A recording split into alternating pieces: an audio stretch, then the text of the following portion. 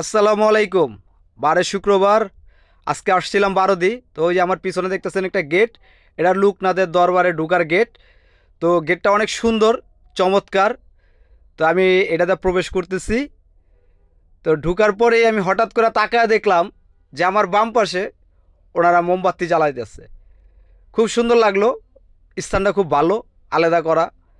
তো ডান পাশে তাকায় দেখি ওইখানে অনেকেই আগরবাতি জ্বালাইতেছে। আর এই যে সামনে যেটা দেখতেছেন এটা হলো লোকনাথের দরবার। এই যে ডান পাশে দেখেন এখানে কিন্তু আগরবাতি জ্বালাইতেছে।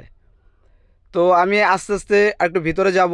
যারা ভিডিওটা দেখতেছেন অবশ্যই কমেন্টে জানাবেন কে কোথা থেকে দেখতেছেন। আর এটা হইলো মূলত একটা পুষ্কুনি। এইখানে একটা শিবের মূর্তি আছে। হ্যাঁ, এই যে শিবের মূর্তিটা, আমি এটা যেহেতু ব্যাক সাইড, আমি আপনার ফ্রন্ট সাইডও দেখাবো, সামনেরটা। তো হঠাৎ করে চোখ গেল উপরে, এক ভাই ছাদে কবুতরে খাওয়াইতেছে, খাবার দিতেছে। তো খুব সুন্দর লাগলো। তো আমি যার কারণ ভিডিওটা করা। হ্যাঁ, তো সামনের থেকে ভিডিওটা একটু ফুটেজ নিলাম।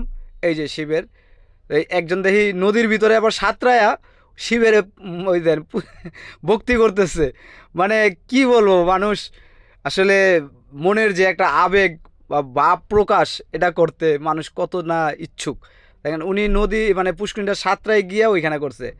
হঠাৎ করে দেখি এইখানে আবার খাবারও দিতেছে। তো চিন্তা করলাম কিসের খাবার, পরে শুনি যে এখানে ওই যে আপনার সকালবেলা ওনারা যে প্রসাদ দেয়, প্রসাদটা খাইতেছে। আর এখানে দেখলাম অনেকগুলা মূর্তি আছে। তো আমি তো অতটা চিনি না, যারা সনাতন ধর্মের তারাই চিনবেন। এইখানে কিছু মূর্তি আছে, ওইটার ভিতরে কিছু মূর্তি আছে, আমি একটু ঝুম করে দেখানোর চেষ্টা করলাম।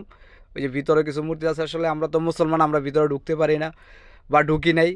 হ্যাঁ, এই জাস্ট একটু দেখাইলাম ভিডিও কইরা। যদি কারো ভালো লাগে অবশ্যই কমেন্টে জানাবেন, কে কোথা থেকে দেখতেছেন তাও কমেন্টে জানাবেন। আমার প্রিয় ভাই ও বন্ধুরা, আমি যেহেতু এই ব্লগ করি না, জাস্ট একটু করলাম। তো যদি ভালো লাগে অবশ্যই একটা লাইক, একটা শেয়ার অবশ্যই করবেন।